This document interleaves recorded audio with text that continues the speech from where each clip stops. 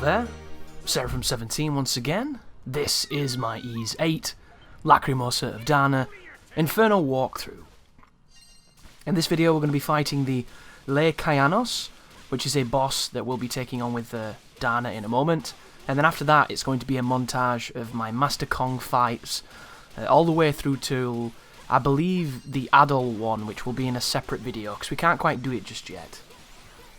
But as you move through this fogged area, in the place that we know as Eternia, you're going to be attacked by a new type of enemy you've not seen before. You don't have to fight any of these, you can completely run from them. This is kind of a scripted moment to enable Dana to get the next transformation, which is my favourite, which is this really fast and aggressive lightning version that I'm using right now. And then this is the boss, Kyanos. He is level 53. At the very beginning, he pushes you away with the wind, but if you use your jumping attack and your forward dodges, you can get close enough to attack him while this is happening to get some cheeky hits on him. He does have 2 HP bars and a lot of HP, and you don't do the most damage in this phase, but you attack incredibly fast. So if you can keep on a nice steady chain of flash guards, this move is a little bit different. You want to jump into it at the beginning to get the flash move, and then try and get the flash guard after it. And then at the end, as he lands, not only does the landing animation count as a hit, but also the projectiles he releases do as well. So if you time it correctly and you use this hurt box in the way that you can in this game, you can get a lot of flash moves and flash guard resets off of that and stack those flashes to do more damage. But right now, he's going to probably charge at me. That's why I gave him some room. The problem with the charging moves is they're always a little bit faster and a bit more active than you think they're going to be. This is definitely the case in Ys VII if you've played that, so giving him a little bit of space allows you to judge the distance a little bit better, and then once you do, you can then proceed to just take him on. And after you've done enough damage, you will force this phase. So right now, you can run up to this guy and just attack him, but you don't have to. You can wait and get the blocks, as I'm doing right now, and then just completely wait out this section. If you go up to him and start attacking him during this, it can be difficult to see when the meteorites are going to land, but you can attack him, flash guard, attack, attack, attack, attack, flash guard, attack, attack, attack, attack, if you're in a rush or if you're trying to go faster. But for the safest possible strategy, back out, see the move, block it effectively, and then get back into the pattern. This boss will start to spam this move though, and right now I'll be a little bit more aggressive with it, because I've seen it once, I've dodged it, I'm confident in it, and you can actually guard each of these projectiles, but the guard itself has this interesting recovery on it to stop you spamming it. Unless you're in an active hitbox where you can cancel the guard into itself, there's a little bit of delay before you can guard again. So there are times when you can land those if your timing is really good, and there are times where you'll press it to try and do it again and it just will miss. But knacker him as much as you can, get the flash guard for the crits, and then finish him with the extra move. And there you go. Kyanos is down. It's a very important thing to note. If you learn his moves here, it'll make a fight later on much easier, because you're going to fight him again with Adol. Of course, it's not the same one, but it's the same moveset. So by understanding how he functions, you will give yourself a big advantage. But this is the Seeker of the Way of Solitude. His name is Master Kong, and he is a training boss. And the training boss will do a move that is exclusive to the character that he's training, which was the move he did just then, and then the rest of his moves will generally be the same. Whenever Master Kong does what he did just then, where he taunts on the ground and wags his tail, he's going to be storing the unique move that you're going to learn from him.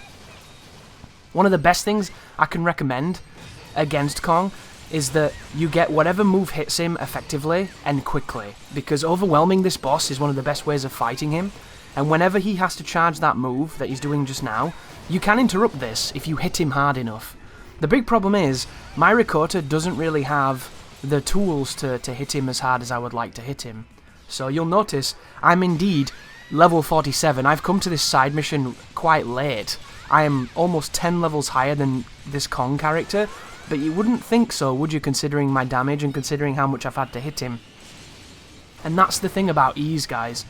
Ys is a game where over-leveling is gated in such a way that it really doesn't make all that much of a difference outside of survivability.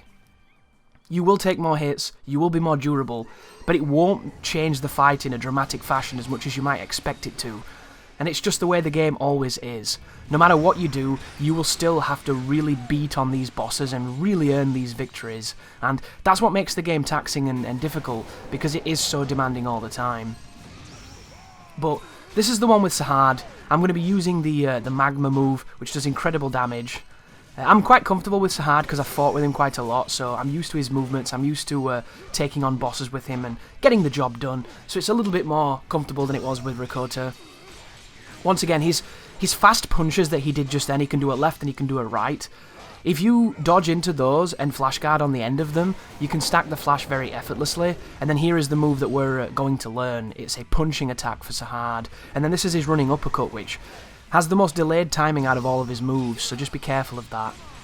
But just finish him off. He's level 43. Each incarnation of Master Kong is incrementally stronger in level, but I've decided to do them at a time where all my team are going to be pretty much stronger than him, so it's not too much of a problem, except for this one. This one, he's indeed higher than me. We're doing it as Dana, but Dana's very strong. The problem with Dana in this fight is hitting him. A lot of his moves go above her, and it's tricky for her to land some of these hits, and it doesn't sound like it should be, but it actually is. And that move he did just then, the handstand mule kick, that move has way more range and is way faster than you ever expect it to be. Block early, do not block late. That's the move that will catch you out the most, but he only does it when you're behind him. It is a literal get off my arse move.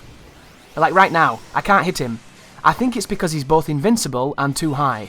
So you have to wait a little bit to get your hits in, which is super bullshit considering I did a perfect dodge then to punish him, and I can't punish him. So I really don't like this fight, because I just don't think Dana's moves suit it unless you have better moves than I do right now.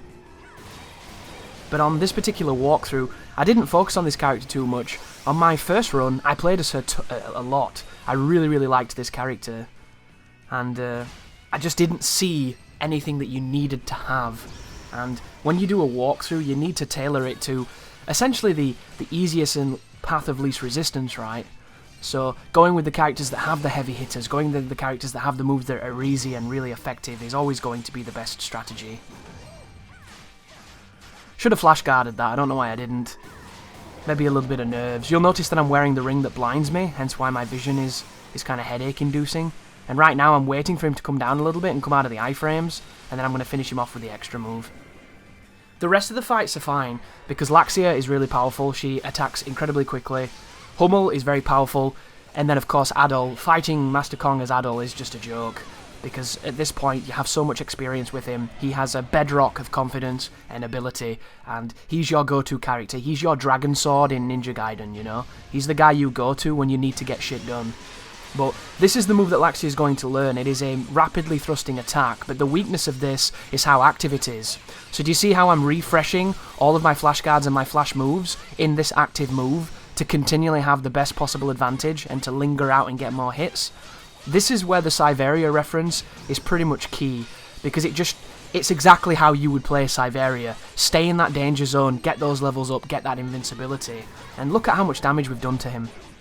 I've not even used Laxia that much. She's, what is that, 7 levels below this character, but because her damage output is so repetitive and so fast, she does incredible amounts of punishment. And I'm going to use the iframes at the end of this extra move to dodge into his move and get my free flash move into my free flash guard, and then we're just going to proceed to keep refreshing it, keep on hitting him, and hopefully finish him off. I was having trouble then with the hitboxes, they weren't playing my game. But it doesn't matter because he's about to die. We've just made him flinch and then we put him down. She's incredibly powerful, Laxia. When you do the three-pronged dagger throw, it does so much damage. And then here comes Master Kong again with the interesting aerial move for Hummel. That move right there is a move that people like to spam as this character. It's something I've never really used that much, but I know a lot of people swear by it. But this guy's really good. I particularly like that rapid shot that he has. It's on the A button on my skills. It only costs 20 SP, it's very spammable, and it's like a shotgun. It just really hits. And you'll notice when I get close to him, that's the move I'll generally go to. I'm using a couple of different moves because I don't really know what they are, as I stack a few guards just then, in the homage to Ys VIII. And then he does the interesting taunt, so we'll do some shooting, do some hits. What does he do? Here he goes again, the aerial move, wait for it. Boom! into the evade, stack the guard, and then when he lands, if you can hit him, which is the only problem with doing flash move on that particular technique, and then finish him off with your ultimate. I think we're rocking, is it the Nightmare gun at this moment? So it should do enough. I know it's not maxed upgraded at the moment because I didn't have the resources to do that, so that might be why he didn't die. I've also got a counter on one of the buttons, but I'm not used to which button it is, so you'll see me countering by accident, because I'm not trying to do that, I'm just trying to do a different skill. But I'm not paying attention enough to know which one I'm doing. But there you go.